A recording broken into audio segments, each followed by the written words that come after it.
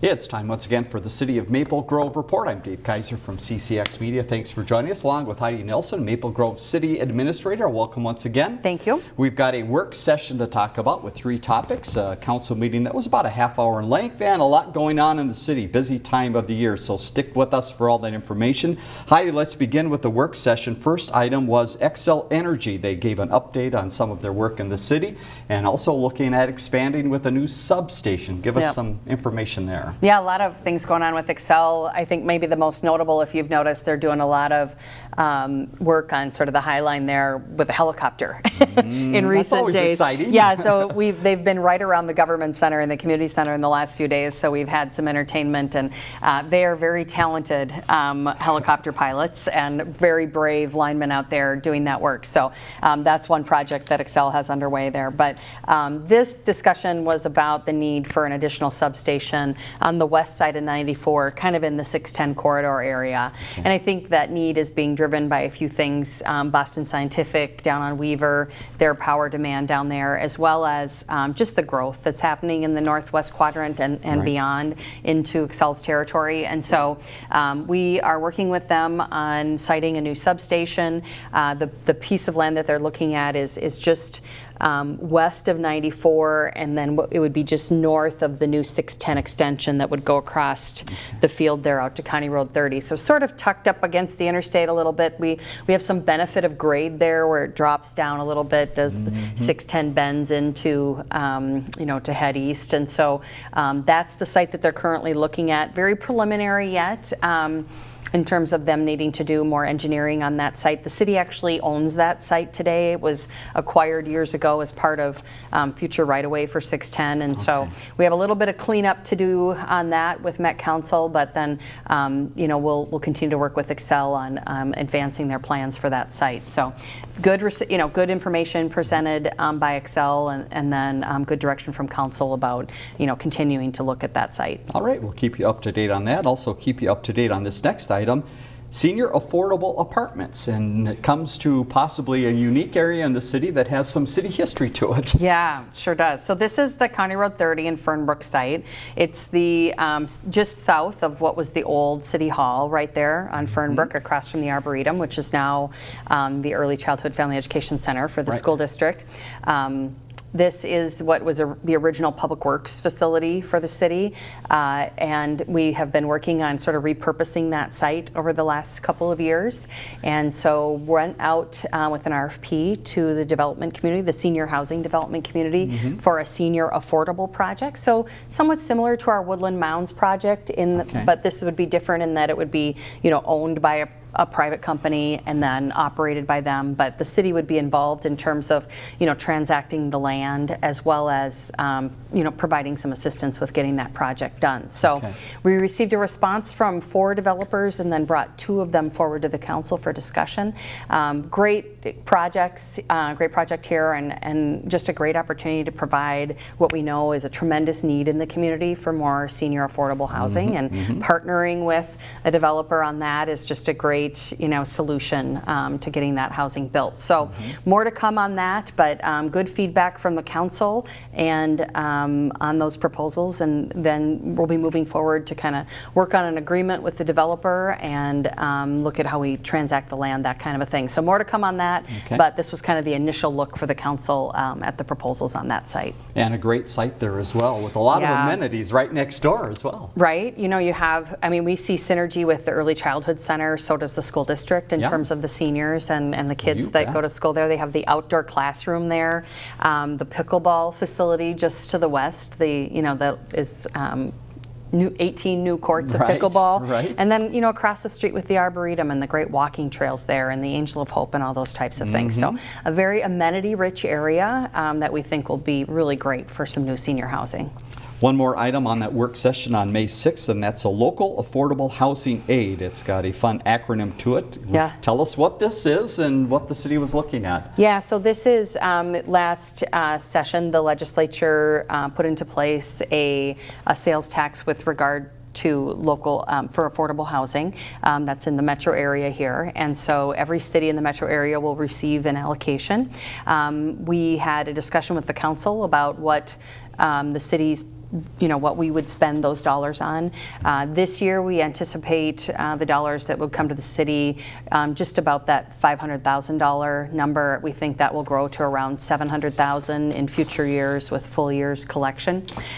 It is, we're kind of viewing this as one-time money. A future legislature could change course on this, and so we don't want to, be issuing debt or anything against this. Just use it as one-time funds. So, brought some options to the council about how we might utilize those dollars. You have 3 years to spend it or allocate it to a project, and so some of the things we're looking at is, helping support the senior affordable project, as well as the Hennepin County Rehab Program for homes. We have that program is oversubscribed in terms of people on the waiting list, as well as making some investment in our scattered site program. Those homes are aging and have capital needs, and so we see this as an opportunity to drive some of those dollars into shoring up that housing. So good discussion and good direction from the council on that, and you'll see those uses of those dollars come forward in the future months. Very good. Let's hop ahead to the council meeting then on May 6th, about 28 minutes in length. 2 items pulled from consent. The first is proclamation of National Night Out, so get your calendars out. It is Tuesday, August 6th. Again, remind us what this is and how people can start to think about it. Yeah, so this is like our crime prevention outreach with the community every year. It's always the first Tuesday in August. It'll fall on August 6th this year.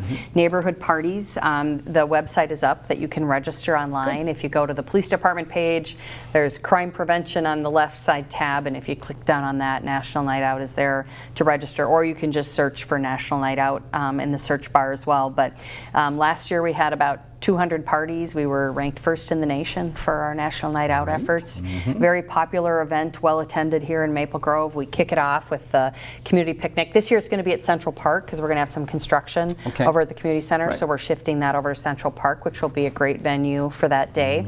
And then our police, fire, public works, elected officials, and community representatives get out and attend all the parties in the evening, and it's just a great way to support Neighborhood Crime Watch and neighborhood crime prevention, and bring the community together. So we're looking forward to National Night Out on Tuesday, August 6th this year. And we will talk many more times about that as we lead up to it. Other item pulled from consent is proclamation declare May 15th as Peace Officers Memorial Day, and then May 12th through the 18th as Police Week. So something the council wanted to make sure everyone was aware of. Yeah, so some important dates coming up here, and it's been a tough year in the world of peace officers and police. So May 15th. May 15th as Peace Officers Memorial Day. Our staff will be participating in the vigil down at the memorial in St. Paul. Standing watch there, and then May 12th through 18th as Police Week, will be lighting up town green blue. Outlined in that information was where you can buy a blue bulb for the front of your house. We encourage people to light up their homes blue during this week of May 12th through the 18th as we remember those police officers who have given the ultimate sacrifice in this past year, which is sadly a very long list. We were at the First Responders Luncheon yesterday up at Clam. This is an event put on by the I-94 Chamber, and just the number of officers that they were honoring from Burnsville and Fargo and outstate Minnesota Sheriff's Department. Very touching event, but we hope not to repeat that in the future years. And so just a really important week this week as we go into Peace Officers Memorial Day, and then honoring those who served during Police Week. So stop by your local hardware store here in Maple Grove or the area and get yourself a blue light and light up your home blue during that week. Great idea.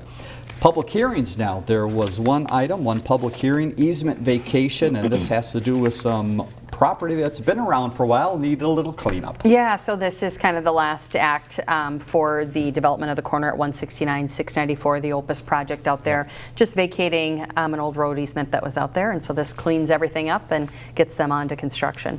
Two community economic development items. The first is Arbor Lakes Business Park Phase 4, Building 9. We've talked about all of these buildings for a while, but Building 9 now is going to be just a little bit bigger than first planned. Yeah, so this was an amendment to the concept stage stage plan for this last phase of the project. Building 9, the size is increasing a little bit to 198,000 square feet, which is pretty consistent with the other buildings that are out there.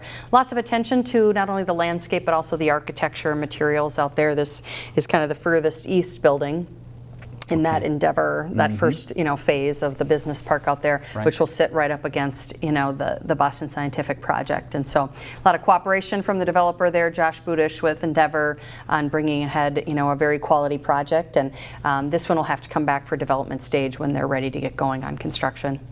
Final item was a conditional use permit, and this has a little bit of story behind it as well. Yeah. It is in a unique part of town that has a unique business in that area. Yeah, so this is a home that kind of backs up to Rush Creek in their driving range, and they have some issues with golf balls coming into their yard and maybe hitting the house once in a while, and so they're needed to seek permission to kind of put up a net to help with controlling golf balls in that area. So that was reviewed not only by their homeowners association but also their neighbors, and so that conditional use permit was granted to those homeowners to help with that issue. Let's take a look ahead at upcoming community and economic development items. Planning Commission coming up on Monday, May 13th. What have we got on the agenda? Yeah, so this is a new medical office building. It's kind of right at the northeast corner of Weaver and 94.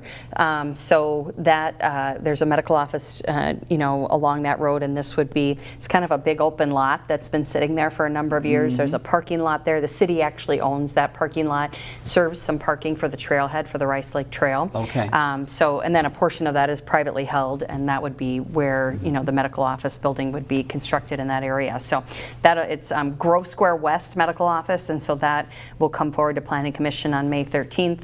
We have a subdivision out at 68th and Maple Grove Parkway, kind of by Fire Station 5, about a 14-lot subdivision by Centra Homes called Hennessy Grove, so that will be reviewed. And then we have 2 zoning text amendments, changing some code around the requirement for garages with when we have a change or a lot split, that type of thing.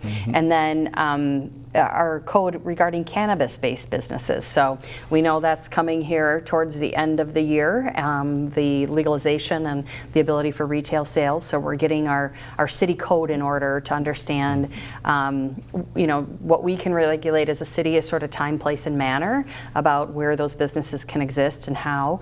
The state is the licensing entity for those businesses. We will get notice, and then we have to confirm that they fit with the zoning that's required there. We as a city will be required to accept 6 retail locations. It's based on population, 1 per 12,500, and so staff is recommending that we set it at that limit of 6, and then control where those businesses could be located. There'll be a map that comes along with this item when it goes to Planning Commission and Council, so more information available there, but kind of getting down the road with getting prepared for January of 25.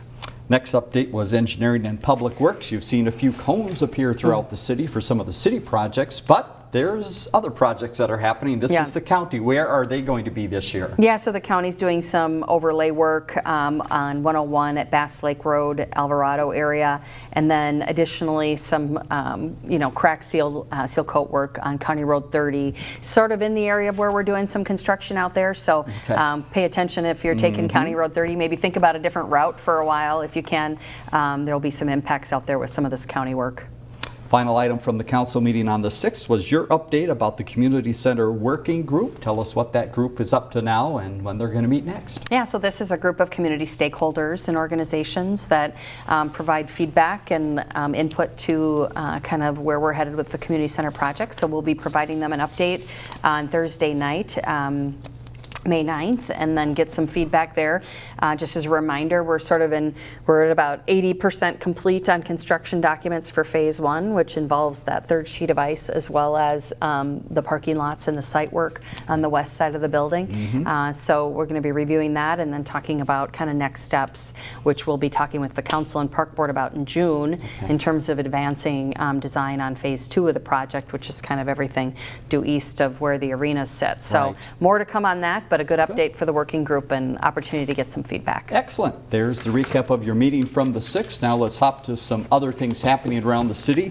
The first is a new business that is now open, and I know has some people at the Government Center very excited to stop over. Yeah, so this is, just kitty corner from our offices, Yes. so a lovely lunch location or after work. So Broadway Bar and Pizza is open there in the former Claddagh Max's on Main space, so we're really happy to have Broadway there and making this investment. They made a lot of changes to the interior of the building, kind of opened things up, lightened it up a little bit, and then they also added the axe throwing, so that's kind of in the back portion of the building, and so kind of an activity there, and lots of new TVs, and there's pull tabs and all kinds of fun things there, and then of course good Broadway Bar and Pizza, back to the community. Very good. Stop in and give it a try. Weather is turning nicer outside. A lot of people thinking of cleaning things up, and you've got a few events to help them out. Yeah, so we have our curbside pickup cleanup day on Monday, May 13th. That, of course, you have to pre-register for that, and there might be a fee associated with what Public Works would be picking up. Right. 7 a.m. on May 13th, the items would need to be at the curb. And then cleanup day is Saturday, May 18th, and you can drop off items from 8 to noon at the Public Works facility on Forest View Lane. And then sometimes there's a fee associated with things that are dropped off, and so you Right. might want to check the website before heading up there to understand what is accepted and if there's any fee associated with that. Website again, maplegrovemn.gov. You can find out more about that and also about this next event coming up, Public Works Week, recognizing that great department in the city. Yeah, so May 19th through the 25th is National Public Works Week. This comes as a designation through the American Public Works Association. And this year's theme is Advancing Quality of Life for All. And we certainly recognize and acknowledge the work that our public works staff do in maintaining our roads, improving and maintaining our infrastructure, and ensuring clean water. And so some things that we sometimes just take for granted that Public Works is doing in the background every day, but very important to ensuring quality of life here in Maple Grove. Speaking of that department and also Park and Recreation, they still have some openings. So a great time for people if they're looking for maybe a part-time job. Yeah, so we're still hiring for part-time positions, even full-time positions, seasonal in the parks and public works area. Some of those positions allow you to work outside all day, and some are more inside our facilities. But if folks are still looking for some summer opportunity for employment, make sure you check out the city's website. Here's another neat note from the city. The Police Explorers is a great group, and they were busy at a competition recently. Tell us more about that group. Yeah, so they were able to attend the 2024 state conference for police explorers, and that's held in Rochester. They competed alongside 41 other explorer posts and agencies throughout Minnesota and across the country. The event included a career fair, because we're always interested in folks that are in these explorer programs, growing them into future law enforcement professionals. So that's always a big part of this event. Demonstrations, academic sessions, and then the annual conference also provides an opportunity for the explorers to showcase their skills. So they participate as in a variety of activities that law enforcement does as well, and they come away with awards related to interview and interrogations as well as traffic stops. So good work for our police explorers, and I know this conference is always a highlight of their year. It is that time of the year again for fire recruitment, and there's some special days coming up that you can find out more. Tell us again why this is so important. Yeah, so we're open for recruiting now through July 15th. If you've ever considered joining the fire department, now is the time to look into that. We have a couple of information sessions scheduled where we encourage anyone who's interested to come out, bring your family. Being a firefighter is sort of a family commitment, and so we want to make sure folks understand what that might look like and feel like if somebody in their family joins the fire department. Those information sessions are held on Saturday, June 1 at 10 a.m. at Fire Station 2, and then Monday, July 8th at 7 p.m. at Fire Station 2. So lots of information available at mgfire.info.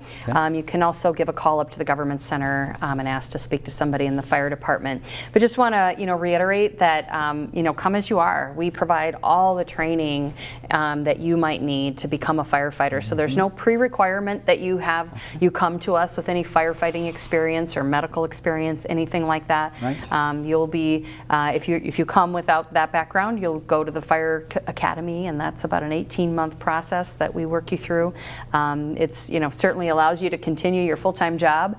It is a commitment, but we do provide all of that training that is needed and apprenticeship to get you on board as a full-time firefighter. And there's a nice pension to go along with it as well. So great way to give back to the community. That's what we're really seeking, is folks that are interested in giving back to their community, to be a paid-on-call firefighter, but there's certainly benefits of that role as well. So more information, mgfire.info if you have an interest. Yeah, make sure you get those sessions on your calendar. All right, as we're recording this on Wednesday the 8th, the excitement is building for the farmers market returning outside to a new location. Yes. Tell us more. Right, so we're preparing for, beginning construction over at the community center. So Farmers Market is moving to Church of the Open Door this summer. That's up kind of on the north side of the city.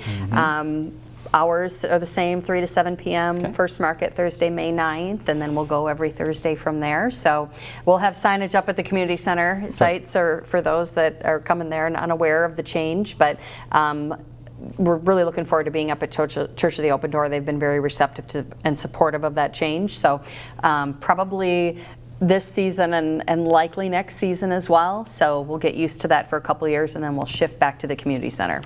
This is a fun time of the year where a lot of outside groups use the community center to have some special events and markets, and there's a market coming up on May 11th. Quickly here, who's going to be there? Yeah, so this is the Hmong Artisan Market. It's celebrating Asian American and Pacific Islander Heritage Month, and this is Saturday, May 11th from 10 a.m. to 6 p.m. at the community center. Admission to this event is free, so great opportunity to come out. They have lots of Hmong-inspired apparel, home goods, books, art, and accessories, lots of kids' activities as well. So again, Saturday, May 11th, so coming up quick here, 10 a.m. to 6 p.m. at the community center.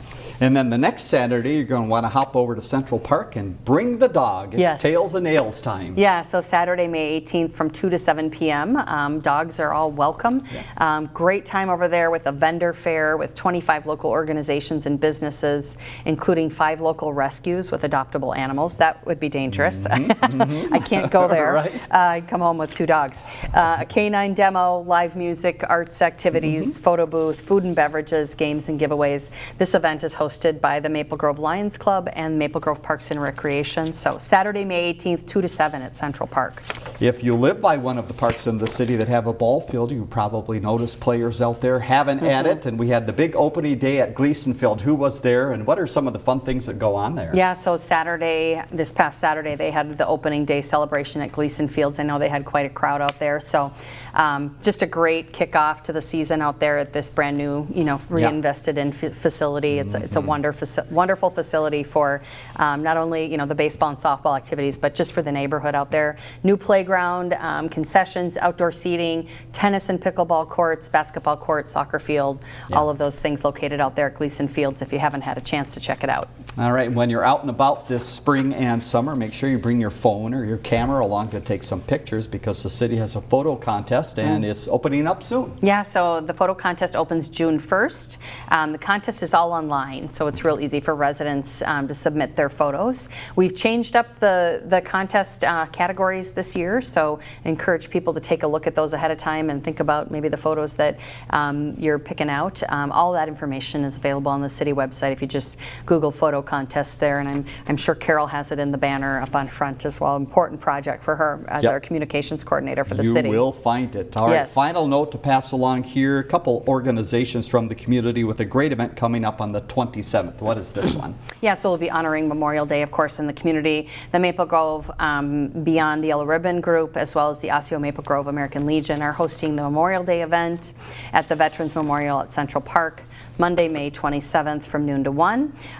It's a time to honor all those service members who have sacrificed their lives for this country, and so encourage people to come out Monday, May 27th at noon at Central Park at the memorial. All right, we passed along a lot, so let's take you to the website here to find out more. Heidi, thank you so much for all the information today. Here is that website down at the lower left, maplegrovemn.gov. find out about that event and much more happening in the city. And again, that next council meeting is Monday, May 20th, 7:30 at the Government Center. We'll be back after that to bring you another update. For Heidi Nelson, I'm Dave Kaiser. Thanks for joining us on the City of Maple Grove Report.